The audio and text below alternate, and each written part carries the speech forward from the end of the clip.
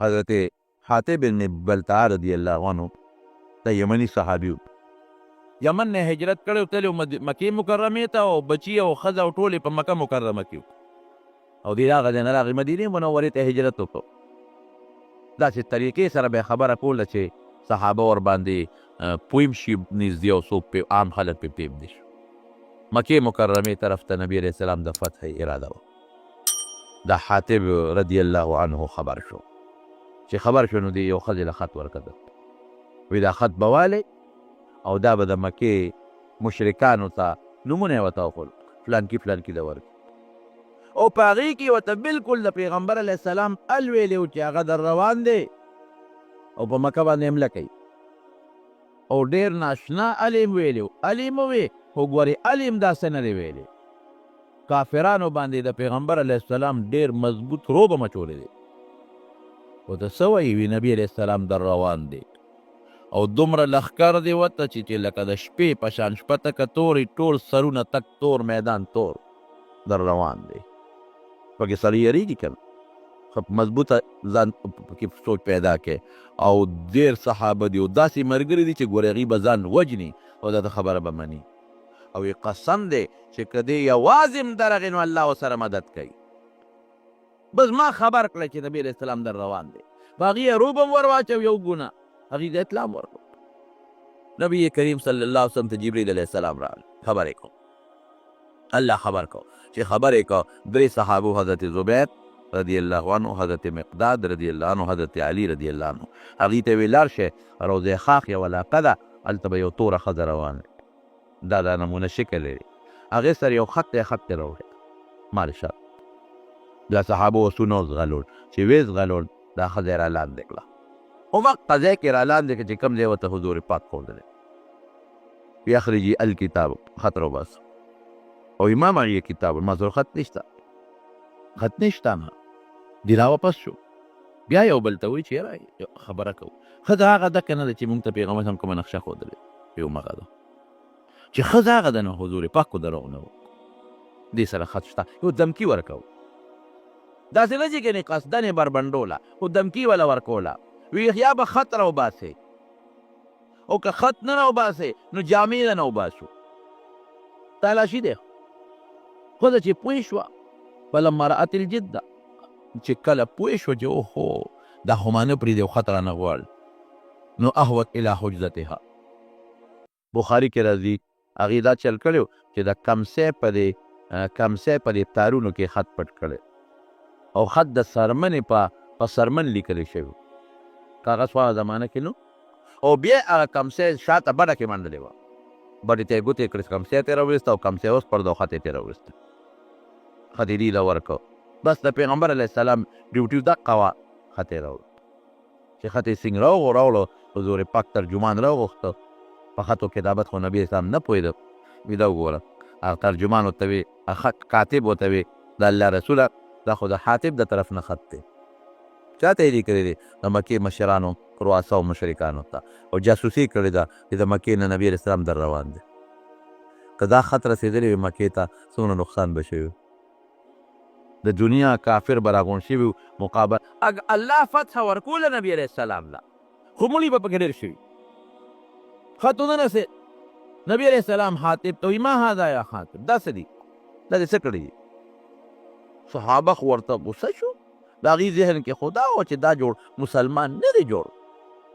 دا جاسوسي چې کوي دا خو دا خو داسې کېدی بعد حضرت عمر فاروق رضی الله عنه تورې له ټس ورکړم دعني لأضرب عنقه الله رسوله پرېږده دا سړی ماته چې دا سټ دی ووایه انه قد خان الله ورسوله خدای او رسول سره ټګي وکړه د رسول راس پاش کول خو د خدای راس پاش کول دی پیغمبر خو چې څه کوي د الله په مشپه حکم یې کوي پرېږده او پرېږده مې نه نبی کریم صلی الله علیه وسلم وی ته لږ صبر وکړه حاتب څه وایي وی صاحب اول زما واورئ بیا خو وایه څه دې کړي وی د الله رسوله ستا چې څومره صحابه دي نو چا سره ښځې بچي دلته دي او که د چا ښځې بچي په مکه کې دي نو قوم یې شته د هغې قوم په وجه د هغه بال بچ او ښځې او مالونه بچ دي څوک د غږ نشي کول او زه د باره راغلی یم د یمن نه او زما ښځې بچي دي په مکه کې او مال مې دی. نو زه ویارېدم چې هسې نه د مکې خلک خبر شي چې مسلمانان خو په موږ حمله کوي او حاطب پکې دی، دیم پکې دی. ها دی په موږ حمله کوي او ښځې دی دلته موږ نه بچي کولاو ګرځي، نو په بچو او په ښځو او په مال یېرېږي. ته کښېنه ته خبره وه. ها زنانه وه که نه بچې ما خو زنانه وو. نو هغه حضرت حاطب رضی الله تعالی عنه نو ورته څه وایي؟ وی هلته کې خو زما ښځه ده، بچي دي، مال مې دی، زه یېرېږم چې هسې نه ته ورشې زه خو در سره یم او د مکې کافر زما هغه ښځه او هغه بچي هغه چېرته دغه نه کړي، او که ستا د نورو صحابو د چا بچي او ښځه مالي نو هغه محفوظ دي، ځکه قوم نشته، زما قوم نشته. حضرت عمر بیا توره اوچته کړه، الله رسوله حکم کوه جاسوسي کړې ده، دا ست دی وه. ته مهرباني وکړه. هغه عمر صاحب بیا توره اوچته کړه، د الله رسوله پرېږدې د چا ست کې وه. نبي علیه السلام څه فرمایي؟ عمر ته یې عمر غلی شي، صدقه د رښتیا ویلي دي. خو چې عمر بار بار وایي او دا خبره ډېره عجیبه ده، قابل غور. وی عمر ته نه خبر انه شهد بدرا، دا حاطب بدر کې شریک شوی دی، د بدر صحابي دی او د بدر د صحابه متعلق الله اعلان کړی دی لعل الله اطلع الى اهل بدر وقال اعملوا ما شئتم قد غفرت لكم. د بدر صحابو چې سم خوښی کوئ ما بخلی، سم خوښی کوئ ما بخلی. دا اکرامی امر دی، اعزازي امر دی، سم خوښی کوئ ما بخلی. ګوره بدرینو دا مقام صحابو چې به بدري لیده په صحابو کې دا به بس بدري او مقام لره. د بدر 314 صحابه کرام دي. علما لیکي دا 314 صحابه کرام د بدر چې کوم بدر کې دي. جبریل علیه السلام یو ځل د نبي علیه السلام نه تپوس وکړه ما تعدون اهل بدر فیکم، الله رسوله د بدریینو ستاسو د نورو صحابو په منځ کې څه مقام دی؟ نورو سره څه مقام دی؟ نبی علیه السلام من خیار المسلمین، په ټولو کې من افضل المسلمین، بهترین صحابه د بدر والا دي. جبریل ورته څه وایي؟ وکذلک من شهد بدرا من الملائکه، چې کمې فرشتې زر کسانې په بدر کې شریک شوي دي، د بدر د برکت نه هغه فرشتې په ټولو فرشتو کې بهترینې فرشتې. بدر کې اسانه خبره وه، 313 سپلې شلېدلې، جامې شلېدلې، د چا سپلی هم نه وي. قسم دی صحابه وي په جهادونو کې داسې وخت په موږ تېر شوی دی چې د موږ خپې ستوری شوی، خپې ستوری، نو موږ به په خپو پټې تړلې، داسې ژوند تېر شوی. پیاده به روان، کمیسونه د چا نشته، بلکل نشته، د چا صرف بلنګ دی د پرتوګ په ځای، چا سپلی نشته. او 8 تورې دي، 8 تورې په بدر کې، مخامخ زر تورې دي، زر تورې دې خوا 8 تورې، 2 اسونه دي او د دشمن سره 200 اسونه دي. دلته 80 اوښان دي، دشمن سره 200 اوښان دي، او دلته د کجورو ډانګونه دي خوا تورې دي. نبی کریم صلی الله علیه وسلم چې د خپلو صحابو ته وکتل، یا خدای دا هوږي دي، دا خو بربند دي، دا خو تږي دي. نو هلته یو سفر و، اویش ورته وایي، سپاره د یو جومات جوړ دی، سفر کې ودرېد او الله ته یې مخ کړی، سره د دې چې الله ورسره وعده کړې وه د مدد. خو بیا هم ظاهري اسبابو باندې پیغمبر علیه السلام په زړه کې ګبراهټ، هغه څه ورته ویلي کېږي، خامخا ظاهري اسبابو د وجې نه سړي په زړه کې دغه راځي، تردد راځي. په دې کې تردد نه چې د الله په مدد کې تردد دی، هغې باندې خو ایمان یقین محکم دی. اسبابو ته ګوري نو بیا مغه دغه راځي. څه وایي حضور پاک؟ یا الله ما چې دا کوم ملګري روستي دي خدایه اوږي دي، الله نار دي نار، الله تږي دي، الله بربند دي، ټول بربند دي، بې سر و سامه. الله ستا د کلمې د اعلا دپاره او د اوچتېدو دپاره دا ما راوستلي میدان دی. ای خدایه که ته دا مړه شو که نه نن دا کسان، نو تر قیامته پورې به ستا نوم اخیستو والا څوک پاتې نه شي. داسې نه شي کېدی چې دا د مرې ودرې جلدی پاتې شي، بس خبره ختمه شو. الله که دا مړه شو تر قیامته پورې ستا نوم اخیستو والا به څوک هم پاتې نه شي. بیا خدایه دا بربند دي اوږې دي تږي دي او ستا د دین دپاره راغلي دا دعا یې کول او د سر نه څادر مبارک لاندې پرېوت حضرت ابوبکر صدیق راغی څادر یې اوچت کړ او په سر یې کېښود حسبک یا رسول الله بس نو ځان نه کړه چې ونه کړی او پیغمبر علیه السلام چې څنګه دا وي بس ځان مه کړه نور او چې څنګه راپاڅېده مخ یې رڼا کوله بیا ابوبکر ته وی خبر شوي وی نه وی الله آیت نازل کړه سیهزم الجمع ویولون الدبر چې دا 314 سله به ګټه ورکوم باقي به تښتي دغه بې سر و سامانه کې ځکه خو لوی مقام دی د صحابهو د بدریینو او چې کمې فرشتې بدر کې شریک شوې د نورو فرشتو نه هغه لوی مقام لري بیا د حدیبیې ورپسې چې کوم ډېر غوره دي ورپسې بیا هغه خلک دي چې حدیبیې کې شریک دي صلح حدیبیې کې هغې یو زبردست 1400 صحابه دي 1400 او په مکه ورځي له عثمان رضی الله عنه یې ولېږه ویې لاړ شه مذاکرات وکړه د مکې د کافرانو سره پروپیګنډه راغله چې عثمان یې شهید کړ رضی الله عنه خبره دروغ وه پروپیګنډه راغله نو نبي علیه السلام د یو کیکر د اونې لاندې کېناست غټ کیکر و غټ سموره ورته وایي او صحابو ته یې څوک به ما سره لاړ شي چې د عثمان بدل ولو ټول به مونږ سه یو راځي بیعت کوي یو راځي بیعت کوي یو راځي لاس بلاس بیعت کوي اخره کې حضور پاک د خپل لاس اوچت کړ وی دا لاس د عثمان خپل لاس یادوي الله دا د عثمان او دا زما که عثمان جمدي وي که نه د هغه د طرف نه ما بیعت وکړه ځان سره خپل لاس د پیغام یو صحابي په عثمان څه تنقید غوندې وکړه وی دې بیعت الرضوان کې نو وی ساده سړي ځکه نو چې د هغه د وجې نه بیعت الرضوان شوی دی په مکه کې او د هر چا په خپل لاس د حضور پاک سره بیعت کړی دی او عثمان د پیغمبر په لاس د پیغمبر سره بیعت کړی دی دا صحابه دي بیعت وشو جي 1400 صحابو بیعت وکړو او اخره کې نبي علیه السلام صلح وکړه او صحابه صاحب په جوش کې راغلل چې الله رسول دا دې څه صلح کې داسې شرطونه ولګېدل چې هغه په ظاهر کې د مسلمان خلاف اوس به سږ کال عمره نه کوي واپس به دی ساری به همدلته حلاله وی پرونه به دلته خرایې واپس به دی اوهو خلک به څه وي او آینده کال به راځي تورې به پرتې کړو کیبار به نه راوباسې او 3 ورځې به تېروي او که زموږ نه څوک کافر در وتښتېد او مسلمان کړو موږ له به یې راکوې او که ستاسو نه څوک مسلمان نه وتښتېد نه به یې درکړو ظاهر کې شرطونو دومره صحابه په جوش کې رالل چې حضرت عمر فاروق رضی الله عنه نبي علیه السلام ته ودرېد الله رسوله ته نبي برحق نه وی ولې نه دا دین په حق نه دی وی ولې نه تا موږ ته نو ویلي چې عمره به کوو بلکل مې ویلو ولې واپس وځو ما تا ته څه کال ویلي چې څه کال به کوو وبکو کل وی دې شرطونو کې خو زمونږ ظاهر کې صاحب نقصان دی وی عمر ما ته چې څه الله وي زه هغه کوم الله وی جوړه وکړو لال حضرت ابوبکر صدیق لا جوش کې دی غصه دی صحابه غصه دي ابوبکر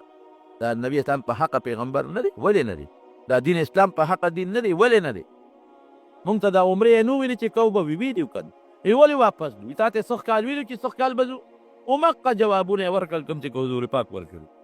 دیو جن علماء کرام لیکي چې د حضرت ابوبکر صدیق او د پیغمبر علیه السلام په منځ کې نسبت اتحادي و دا ډېر مضبوط نسبت دی د پیر او د مرید منځ کې نسبتونه څلور په ټولو کې مضبوط نسبت ته نسبت اتحادي وي دا د حضرت ابوبکر صدیق او د حضور پاک حق جواب یې ورکړ حالانکه د پیغمبر علیه السلام نه دا خبرې نه وې اورېدلې جوش کې دي صحابو ته یې سرونه خرایي چا سر نه خرې څاروي حلال کې چا څاروي نه حلالول ډېر پریشان و نبي علیه السلام ام سلمې رضی الله عنها خیمې ته لاړ پریشان وي الله رسول ولې خفه وي صحابه مې خبره نه مني څه خبره صاحب وی ته زه ته سرونه خورای دې چې دوی نه دي وی صاحب دی په تمه دي چې دې فیصله کې به ترمیم وشي او په مکه به ورشو بیعت ته د جهاد غشت دی او سی واپس کې نو داسې وکړه چې دی په تمه دي که ستا مقصد دی واپس دی وی ورشه خپل سر لا ولوخوایه چې صحابه ته وویني بس بیا به پوه شي چې فیصله مضبوطه ده بیا به خبره خامخا مني چې څنګه نبي علیه السلام را بار راوت د خیمې نه نهیي ته یې ویې راشه زما سر وخوره سر یې وخوره خپل څاروي حلال کوه چې صحابه وکتل چې اوس خبره مضبوطه را بس فورا بیا هغې سرونه خیر او څاروي حلال د دغه 1400 صحابو متعلق قرآن حکیم کې الله اعلان کوي لقد رضي الله عن المؤمنین اذ یبایعونک تحت الشجرة چې دا کومو خلکو د سره د دې اونې لاندې بیعت وکړه د دې ټولو نه زه خوشحاله یم دا جنتیان دي. ډېره پسه به نور د څه ووایو. ټولو کې د لاندې درجې صحابي حضرت وحشي رضی الله عنه صحابه ټول د منقبت دي خو درجې پکې شته لکه پیغمبرانو کې درجې شته. لاندې درجې والا حضرت وحشي دی د خپل ځان ازادولو دپاره حضرت حمزه رضی الله عنه شهید کړی. هغه ټوټې ټوټې و د هغه غوښې داسې ټوټې پرتې وې لکه څرمن قربانۍ غوښه چې په څرمن پرتې وي او د پیغمبر علیه السلام څخه تره دی سید الشهدا دی چې ویې کتل حیران شو نبي علیه السلام یا خدای پاک ما خو دا د ملو د وجود سره دا خو ما نه دي کړي لکه د ما تر سره چې دي ظالمانو وکړو زه مې غواړي چې دې ښخ نه کړم چې دا غوښې مارغانو تښتئ او د قیامت پر د دا غوښې د مارغانو د خېټو نه راوځي خو که نه ښخوم بیا به خلک هم شهیدان نه ښخوي چې پیغمبر ځان نه دي ښخ کړي. وحشي راغی رضی الله عنه پیغمبر علیه السلام ته مخامخ کېناست غلام دی مرایې دی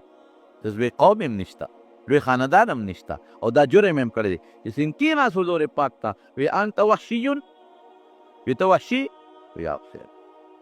انت قتلت حمزه حمزه تا وژلی دی او خطرناک تپوس دی که داسې وي چې نه خو دروغ وکړه که وایي چې او دا خو ډېر قټه بېادبي راځي انت قتلت حمزه حمزه تا وژلی دی او ته څه وایي قد الله رسوله قد كان من الامر ما بلغك قد كان من الامر ما بلغك شاید چې تا ته کوم خبر رسېدلی دی ټیک دی نور یې ونه چې وی سب سره راغلی وی ایمان راوړم مسلمان یې وی ته دا طاقت لرلی چې ما نه مخ بل غیب کې چته جهاد د دې ولېږم تا ته ګورم ما ته دغه خپل تر هغه غوښې ټوټې یادېږي غوښې ډېرې راته یادېږي تا ته ګورم زړه مې خفه کېږي. اسلام د قبول هر څه ختم بالکل قبلېږي خو دا طاقت لرې وی اوسې وی ښځه اسلام د قبول شو د حمزه هغه هر څه درته معاف شو هر څه معاف زه جهاد له هم تکړه سړی وي دی لاړم توره یې واخېسته لاړ او هغه د لاس نه خدای یو مضبوط کافر مسیلمة الکذاب چې د پیغمبر یې دعوی کړې وه هغه د هغه د لاسه مردار شو. زه وی کار وشو وی کار وشو وی که یو خوا کافر وم او په هغې حالت کې زما د لاس نه یو عظیم الشان شخصیت شهید شوی دی او چې مسلمان شوم د لاسه مې د پیغمبر یو لوی دشمن مردار شو. دغه وحشي کې په صحابو کې د لاندې مرتبې خاوند دی د امت په دې خبره اجماع ده اتفاق دی که دا ټول عالمان او نیکان او صالحان او بزرگان او د حدیث او استادان او تفسیر دا ټول یو ځای کې دا ټول قسم دی که د خدای په نیز د وحشي رضی الله عنه د خپې ګرد ته مو رسېږي. ولې صحابي دی په دغه شینو یې د پیغمبر علیه السلام نه تورې تنبول دي په دغه لاسونه د پیغمبر علیه السلام نه غشي تنبول دي بچي ته قربان کړي ښځه راله ښځه زنانه او حضور پاک جهاد لته وی صاحب ټول اسباب نه جللی دي ولې وی ته جهاد لذي او زما د خاندان څوک شته نه چې د سره ولېږم ولې څوک ستا نشته پلار مې سره پلانکي جهاد کې شهید شوی دی خاوند مې فلانکي کې شهید شوی دی زوی مې فلانکي کې شهید شوی دی ورور مې فلانکي کې شهید شوی دی څوک شته نه چې د سره ولېږم. غلی شو نبي علیه السلام یو ماشوم بچی وي دا مې راوړی دا ځان سره یوسه په ده څه وکړم دیو خبرې نشي کولی پی خوري ستا وی دا یو صحابي له ورکه که په تاسو غزار کوي ډال غوندې به ورته دا مخکې نیسي دی دې مړ شي خو چې ته بچ شې ووایه که نه رښتیا ووایه د دنیا بل څوک به داسې وکړي پیدا کړي څوک که نه صحابو چې څه کړي ښځو چې څه کړي ماشومانو چې څه کړي دي قسم په خدای واله ماشومان به تل جهاد دوی نه مګه ته عمر کم دی وی صاحب هغه پلانکي چې دې پرېښوده خو زما نه تکله نه دی په کبر یې راوله که مې راوپرځو ما هم پرېږده که یې راوپرځولم زه بیا نه ځم داسې شو ښځې قربان کړي بچي قربان کړل مالونه یې قربان کړل پلاران یې قربان کړل لونه یې قربان کړل دا څه صحابو مقام ځکه خو نبي کریم صلی الله علیه وسلم فرمان لا تسبوا اصحابي اے خلکو زما صحابو ته کنځل مه کوئ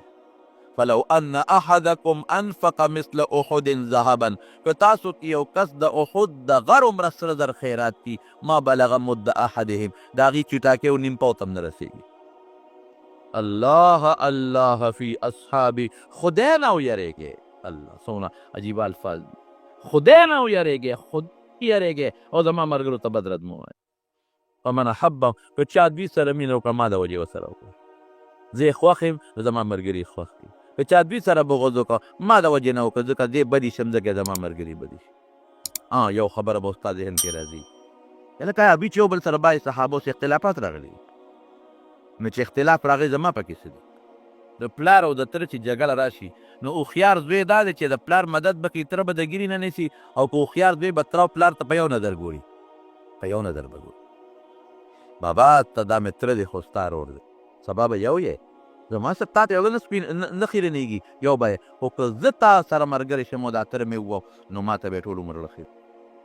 دا هوښیار دی. پلار زوی له ادب ورکوي هم دې ورته مخ نیسي، او که تره ورکوي هم دې ورته مخ نیسي. خیر دی دا مې پلار پروا نشته،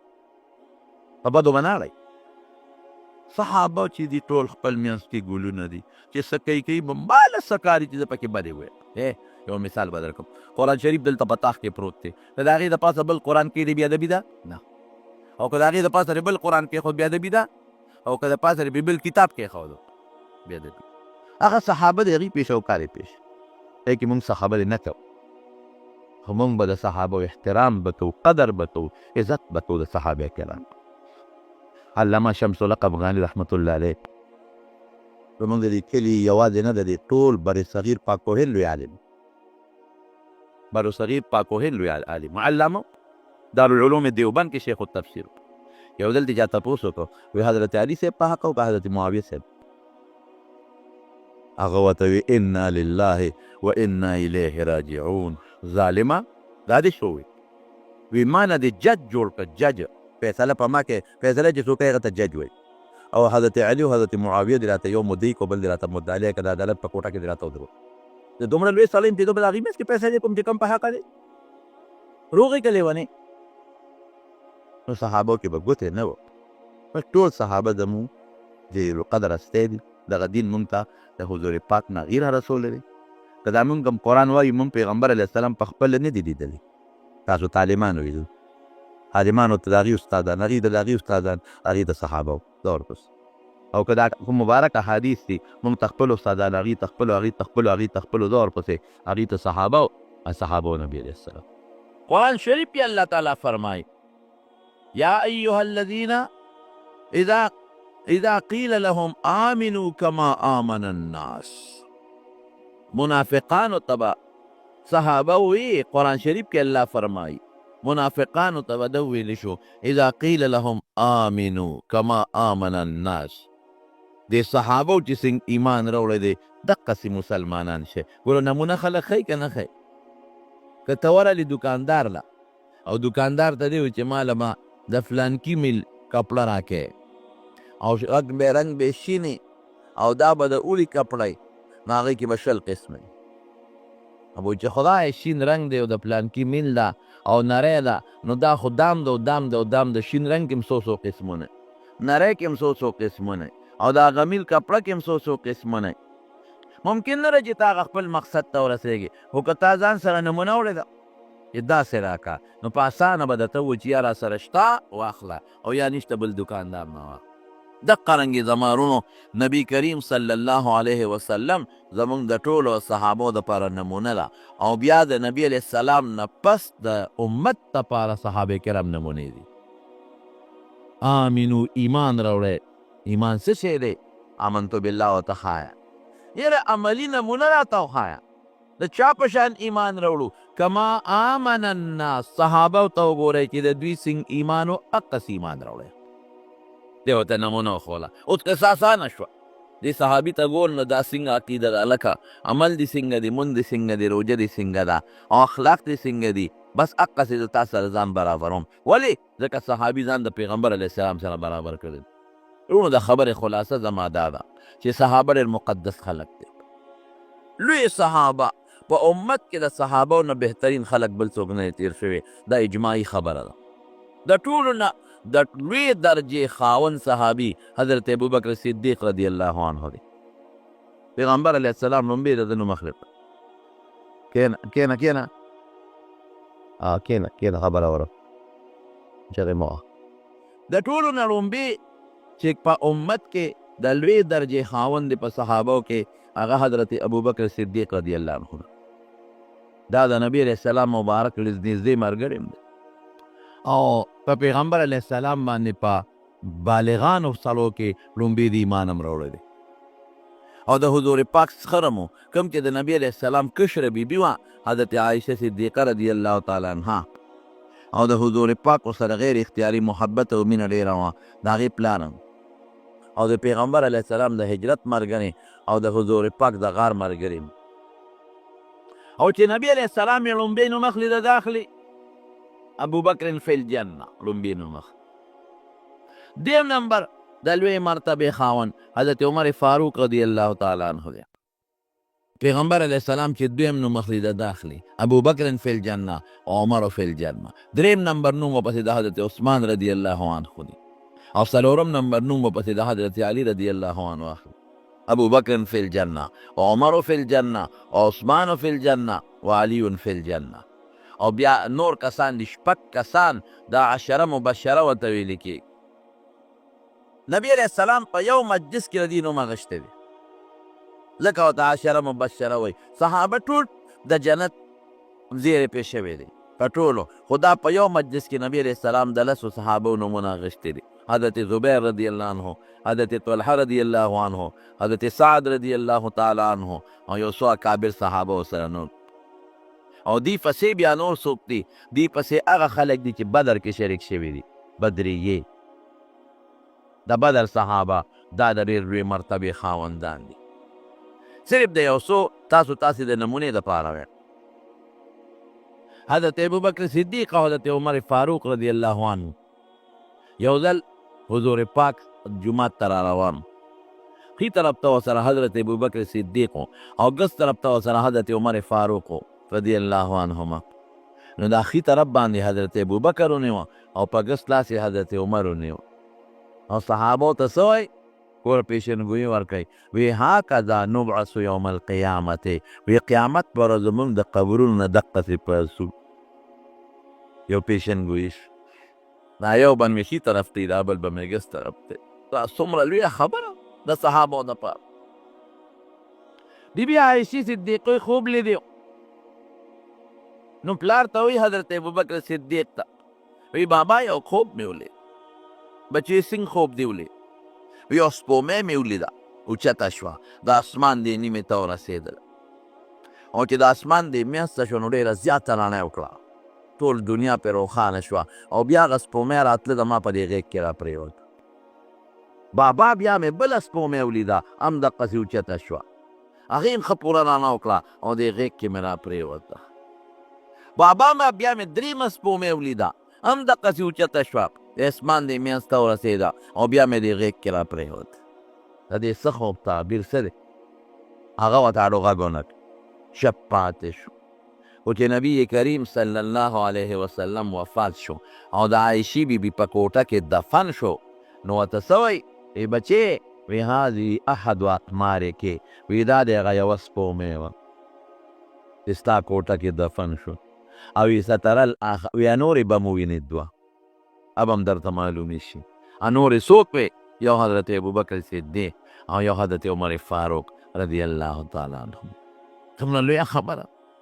یو مقام کې نبی کریم صلی الله علیه وسلم یو باغ کې ناست یو صحابي وی ما وی چې راشه نن به دا سعادت حاصلوم چې د پیغمبر علیه السلام خادمي به کوم دربان به یم د هغه په دروازه به ولاړ وی زه دروازه باندې ودرېدم وی دی کې حضرت ابوبکر صدیق راغی دروازې وواله وی مې چې څوک یې وی ابوبکر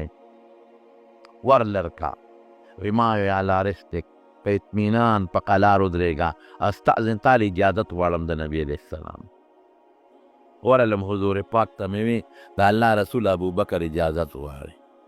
وی اجازت هم ولا ورکو د جنت زیری م ولا ورکو ما ول اجازت هم ورکو د جنت زیری مې ورکو وی چې را دننه شو لږ ساعت بیا پس ور وډبېده اواز مې ورکړه څوک یې وی عمر وی ما ودرېږه په قلعه اجازت ته لغواړم حضور پاک ته مې عرض وکړه الله رسول عمر اجازت وماني وی اجازت هم ولا ورکا او د جنت زیرې م ولا ورکا اجازت پرې م ورکا او د جنت زیرې مې م ورکا وی لږ ساعت پس دوی رالل حضرت ابوبکر د کوي په غاړه کې داسې یو جور غوندې ځای وي دا بورقه پکې ږدي پخوا په کویانو کې به داسې نبی علیہ السلام د کوي په هغه قف کې په هغه غاړه کې یو طرف ته کېناست ابوبکر صدیق ته یو خوا کېناست عمر ته بل خوا کېناست رضی الله عنهم ازی ډک شو ویدی کې بیا وروډبې چې وروډبې مې څوک وی عثمان ورلرکا ما یو درې کې اجازت ته لغوام غالم حضور پاک ته مې وی د الله رسول عثمان اجازت غواړم وی اجازت هم ورکا د جنت زیرې م ورکه خو سره د شهادت نه د شهادت زیرې م ونه ورکه وی هغه ته مې د جنت زیرې م ورکه اجازت مې م ورکه او د شهادت زیرې مې م ورکه وی الله المستعان الله نه به مدد غواړم وی چې راغی هغه غاړه ډکه وه نو د کوي بلکل هغې ته مخامخ په کوي کې مخامخ ورته بل طرف ته کېناست دا راوي وی مې یو خپل اندازه واغېسته چې حضور پاک او دا دوه صحابه په هغې کوي په هغه یو غاړه کې کېناستل ډکه شوه نور ځای خو پکې نشته عثمان ورته مخامخ کېناست د دې دا معلومات دي چې دا دواړه صحابه به نبي علیه السلام سره په یو کوټه کې ښخېږي او عثمان به ورته مخامخ په مقبره کې ښخېږي همغسې شو څومره مبارک خلک چې د پیغمبر مونږ که ډېر عبادت ته مونږ او ډېر ذکر و اذکار هم وکړو او مونږ ډېرې روجې مو نیسو او ډېرې صدقې مو کو او د دنیا نیکۍ مو کو د جنت ګرنټي شته نشته هېڅ پته نشته جنت ته به لاړ شو که جنت ته به لاړ نه شو دا یو الله ته پته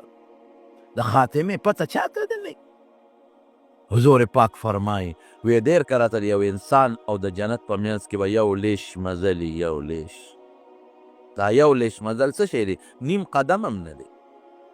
لیکن داسې کار به تیو شي چې دی به د ایمان نه خلاص شي او د دقه جنت په ځای به دوزخ ته لاړ شي قسم دې ویرېږم یا خدای رحم را باندې او ډېر کله ته به د یو انسان او د دوزخ په منځ کې یو لیش مزلي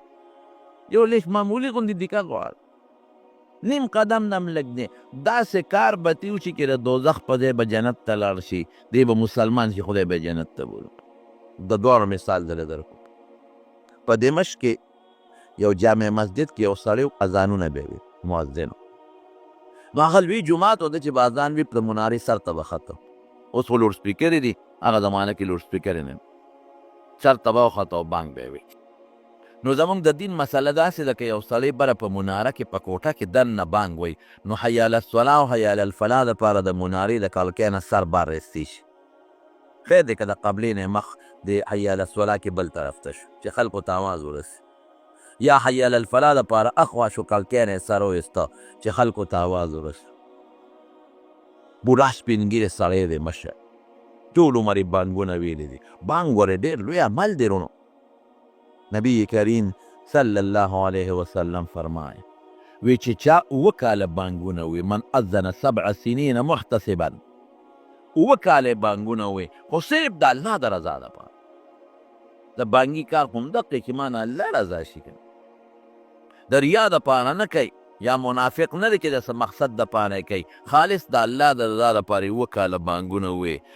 کتب الله له براءة من النار دی به خدای د اور نه بري کي خلک مونځ ته رابلي د یو مؤذن بانګي په بانګ چې څومره خلک منزله رالل د دې مونځګزارو چې څومره ثواب کېږي دومره ثواب د دې بانګي مو سره کي او نبي علیه السلام ورته دعا کړې ده اللهم ارشد الائمه او واغفر للمؤذنین خدایا امامان چې خلکو ته منځونه کوي دې ته نیغې لارې برابر کړي قوم ورپسې روان دي چې دې په نیغه لارې چې قوم هم په نیغه لار کړي واغفر للمؤذنین او خدای چې څوک بانګونه وي دا وبخي دا دعا ورته نبي علیه السلام کړې ده مؤذنینو له او حدیث پاک کې راځي چې څوک بانګ وایي د ده دا اواز چې څومره کاڼي بوټي اوري قیامت په ورځ به د الله په دربار کې ګوی کوي دومره لویه خبره شوه دا اوس بوډا سپین ږیری دی دا 80 کاله 50 کاله او یا کاله د بانګونه وي یو شان ریګوله بنارې ته خېږي او بانګونه وي و یو ځل چې بانګ وي د حی علی الفلاح پسې سینګ د کړکۍ نه مخ وویستو نو په دې جومات خوا کې د یو یهودي کور و. هلته عیسایان هم اوسېدل او یهودیان هم اوسېدل. نو د یهودي کور کې یو جینۍ باندې نظر پرېوت. و چې په جینۍ نظر پرېوته نو د سړي په زړه کې ورته وسوسه پیدا شو، عشق پیدا شو. بانګ یې چې سینګ خلاص کړ نو جینۍ له دعوت ورکړ. وی داسې کار دی جینۍ زما ډېره زیاته خوښه مهرباني وکړه ما سره نکاح وکړه.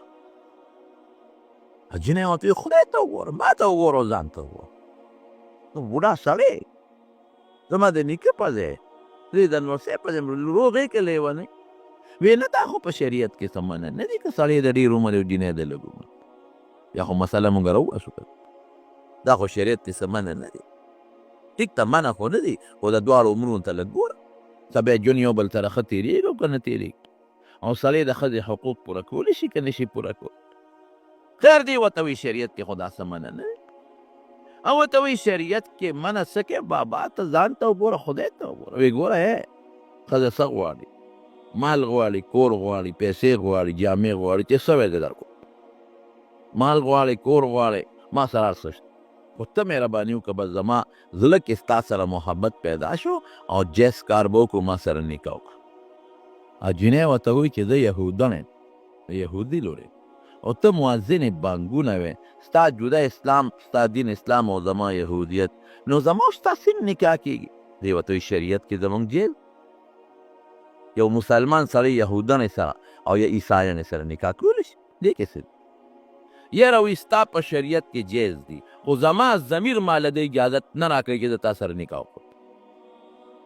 زه که نکاح کوم یهودي سره وکړم، نه کوم زه سره نکاح. بانجي بابا ورته بیا د خدای روی نه اچوي چې خدای دپاره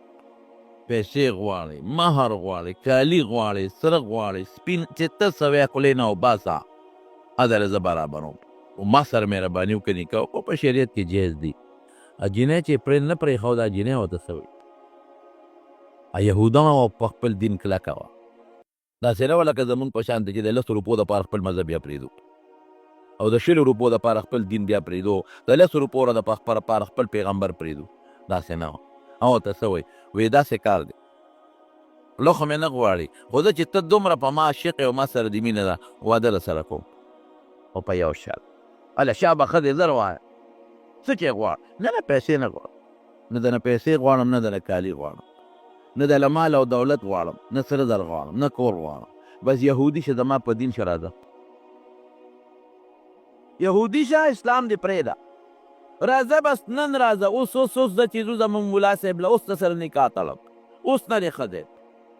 د جمې نه پرېږدې، نه پلار سره مشوره او نه مور سره مشوره. او راځه نور اسم نه خو که زه دې خوښ یم راځه اوس په دې پته ولګي چې زه دې خوښ یم او کا سره ګپ شپ لګې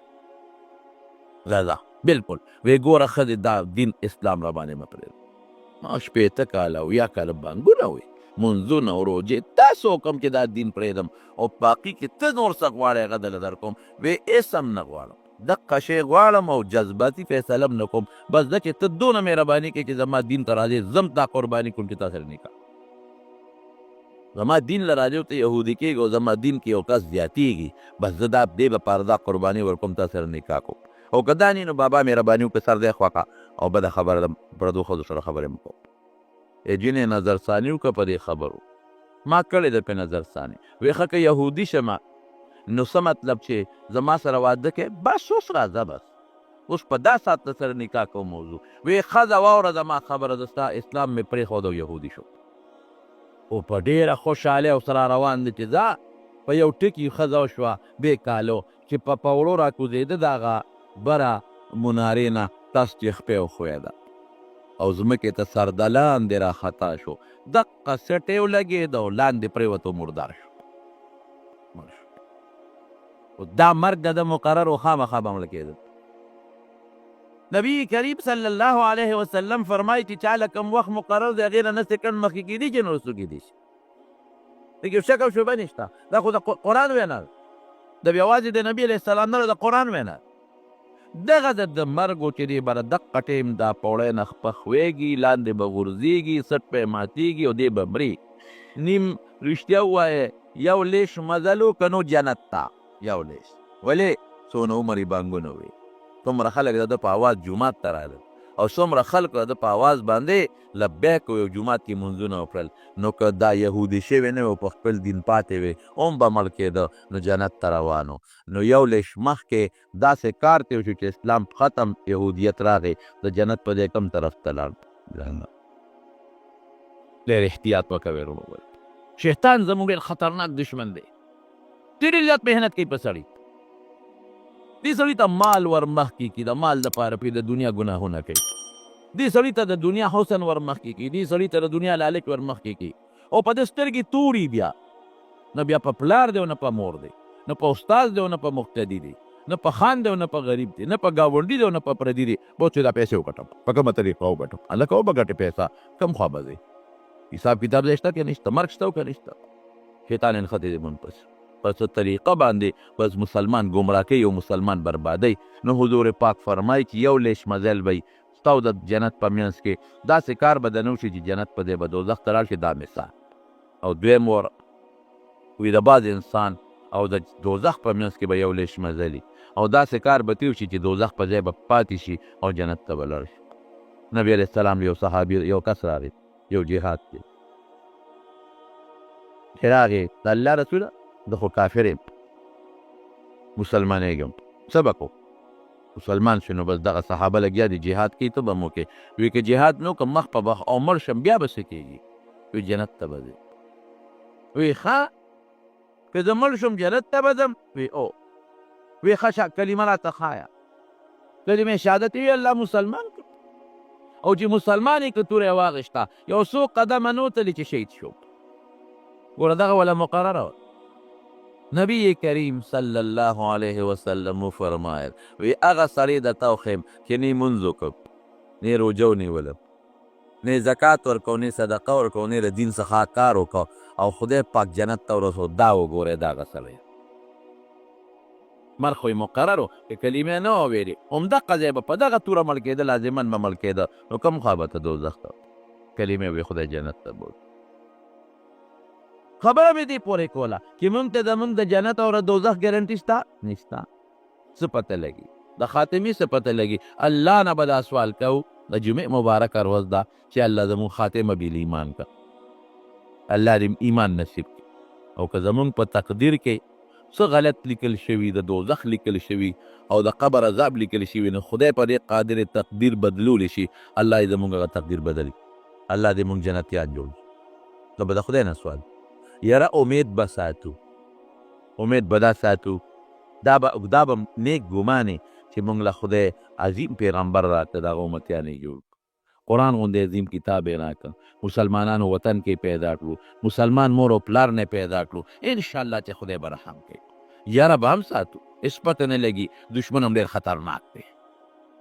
خطرناک دشمن دی یاره به هم ساتو کبر به نه کوو لویي به نه کوو عاجزي به کوو خدای پاک پرې خوشحالېږي خبره مې دې پورې کوله چې د جنت ګارنټي چا سره نشته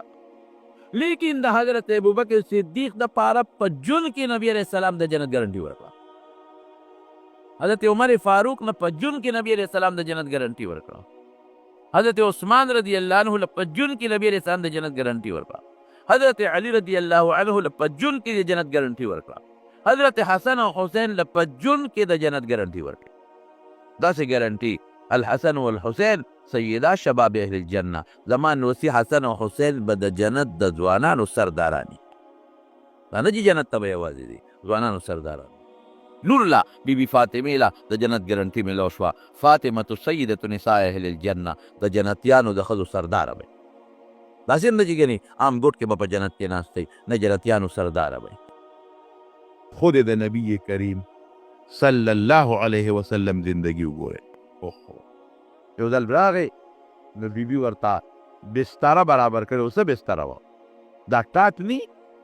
دا سوتلی او یا د دې کپړې ده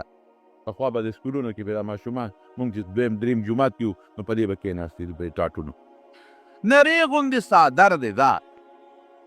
نو هغه څادر بیا وله برخ کړی و چې نبي علیه السلام پې سملي چې خوږېږي نه لږ نرمي څادر برغې دی نو چې پورته یو ځل راغی نو څادر یې ورته څلور برغه کړې په نیمه چې رامات کې نو دوه شي که نه او چې بیا رامات کې نو څلور شي که نه څلور برغه کړی و. نو چې نبي علیه السلام پې څملاسته نو بیبي ته وایي زما دا بستر خو نن بدل نو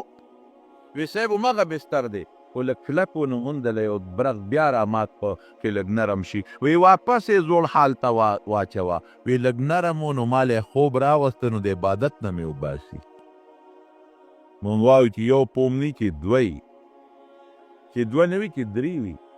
چې بلستن نی کمبل وي، کمبل نه ښه اعلی کمبل او هر څه زه ځان د ټولو نه مخکې یادوم بهترینه ګدی وي چې زه پرې کښېنم چې خوب پرې راشي. او که لږ یو بوټی کمزوري وي نو خوب به نه راځي. داسې ده که نه ده؟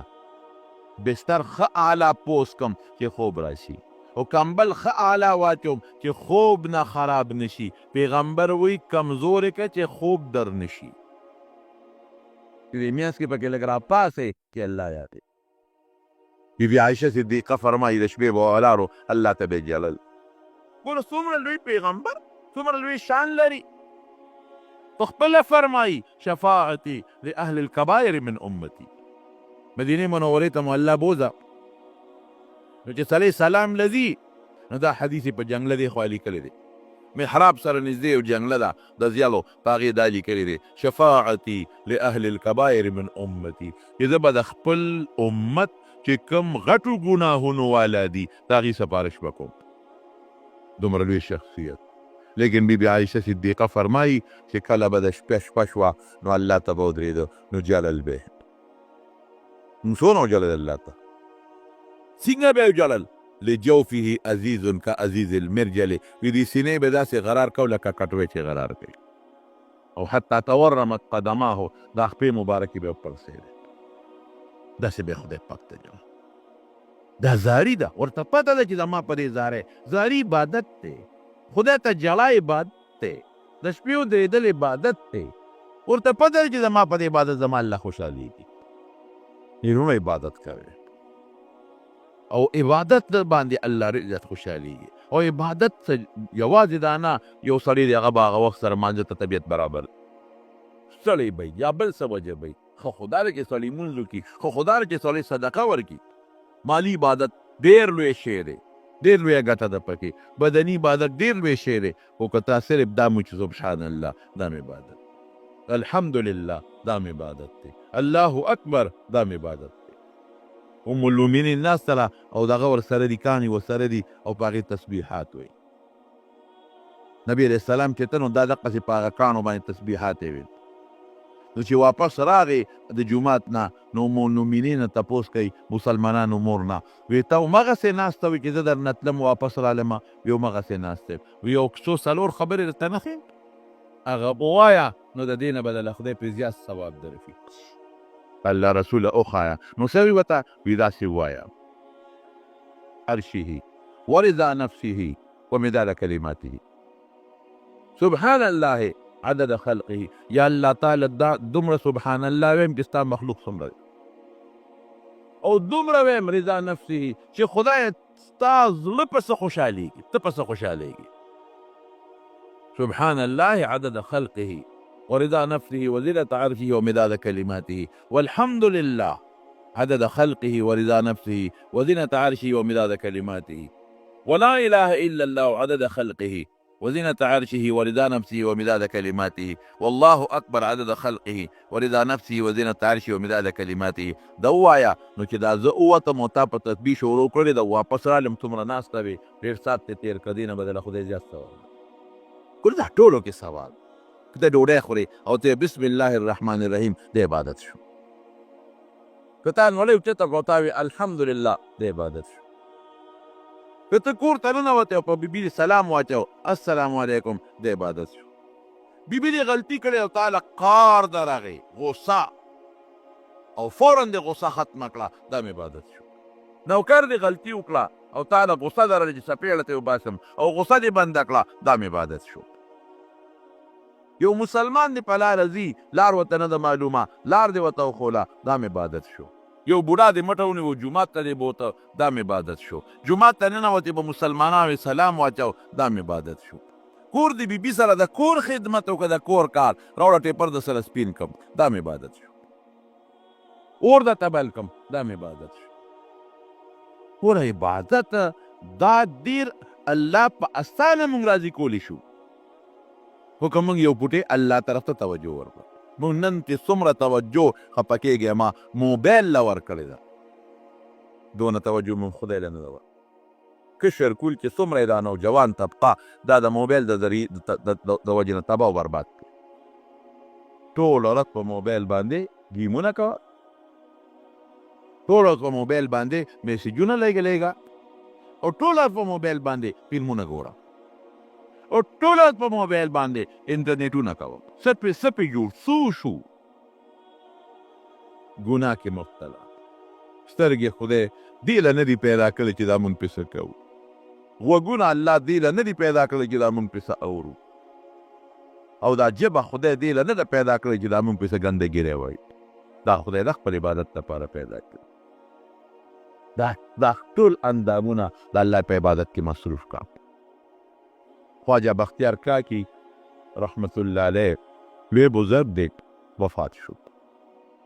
یې د زمانې بزرگ نو چې وفات شو نو دنیا خلق جنازې ته راغلل. چې د نیکانو خلکو جنازو له خلک دي ډېر خلک راغلل. میدان بکت یو سړی پاڅېد، هغه وی صاحب زه د خواجه صاحب مرید یم او ما ته یې وصیت کړی دی، وی چې زما جنازه به هغه سړی کوي چې څلور صفت یې پکې. نو که چا کې مهرباني وکړي دا څلور صفتونه یي نو هغه راشئ د خواجه صاحب جنازه وکړئ، او که دا په چا کې وي ګورې د عمل یې به دقسې پروت وي. څلورو صفتونو کې یو صفت دا دی، ګوره غوږ ورته کېده، یو صفت په څلورو صفتونو کې دا دی چې دنه به تهجد نه قضا شوی. دا یو صفت په خپل ژوند کې. دویم صفت پکې دا دی چې د مازدیګر نه مخکې څلور رکعته مستحب دي، فرض نه دي او نه سنت موکد دي، دا به همیشه کړي. او دریم صفت دا چې په ژوند کې به د تکبیر اولا تکبیر تحریمه نه فوت شوی. او څلورم چې په ژوند کې وی په چا غلط نظر نه لګو. زه اوس راشه پې نو ډېر خلک نیکان هم دي چا وی چې مونږ نه خو تهجد کله کله سړی ناجوړ شي، ستړی وي، ناوخته وده شي. چا وی ښه نو د مازدیګر هغه څلور نفل خو کله سړي باندې کار غلبه شي چې راشي لمانځه لرو. چا وی نو تکبیر تحریمه خو ما نه کله رکعت هم تللی دی. چا وی چې داسې غلط نظر خو خامخا د انسان نه کله وشي. بس ټول چې څومره مجلس و ټول خاموش. سړی بیا وایي چې ما ته د حضرت صاحب وصیت دی چې دا څلور صفته پکې وي زما جنازه به کوي، او چې دا څلور صفتونو کې پکې یو هم کمي نه به کوي. یو سړی راووت میدان ته، په مخ یې څادر واچو او خواجه بختیار کاکی رحمت الله علیه ته ودرېده. وی ستا کار به وشي خو موږ به رسوا کې، ستا کار به وشي، ستا جنازه به زه وکړم، موږ به رسوا کې. دا څلور صفتونه ما کې شته.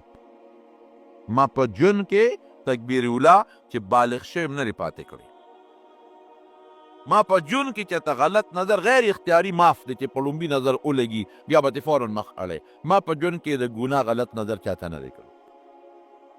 ما په ژوند کې مازدیګر نه مخکې مستحب څه کوي چې سنت هم نه دی پرېښی،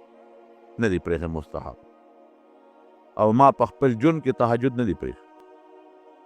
نو ستا کار به وشي ما کې شرطونه پوره دي، جنازه به دې وکړم، خو زه دې رسوا کړم. خلک وایي دا دومره نیک دی. سر باندې څادر اچولو نو چې جنازې وکړه ټولو خلکو او جنازې نه یې مخ راوالو نو د وخت بادشاه سلطان شمس الدین التمش بادشاه د زمانې.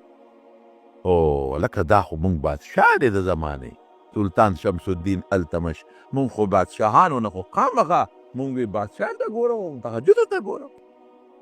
عبادت شوق غواړي زمارو، شوق غواړي، شوق چې چا کې د عبادتي ابه کوي. مینه غواړي د خدای. ګوره د عبادت په معنا کې درته وختي ما وایي چې عبادت څه ته وایي؟ غایت التذلل، غایت الحب. مینه غواړي چې خدای سره دې مینه نو ته به ورته ځان پیټ پاس کېږي به ورته. چا سره چې مینه ملاقات له به هم ځې هغه ته به ځان هم ښکته کوې. خدای سره دې مینه د ټیټ پاس کېږي به ورته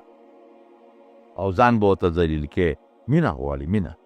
خدای زمونږ د خپل ذات سره مینه پیدا کړي. نو زما وروڼو عبادت دپاره مونږ پیدا یو. بعض عبادتونه فرض دي خو به خامخا کې نه کې خدای به تپوس ته نه کوي. لکه مونځ پنځه مونځونه شو، ماسخوتن نه پس ویتر هم پکې راوړه، پنځه مونځونه شو، دا خو فرض دي، خامخا به کې نه کې خو مجرم شي الله به تپوس کوي. د رمضان روزې فرض دي د باندې. او دارنګې زکات خدای پاک مال درکړو د هغې خپل حصص دي در باندې فرض چې ګیره کم سړی مالدار وي صاحب نصاب دي. او دقه رنګې حج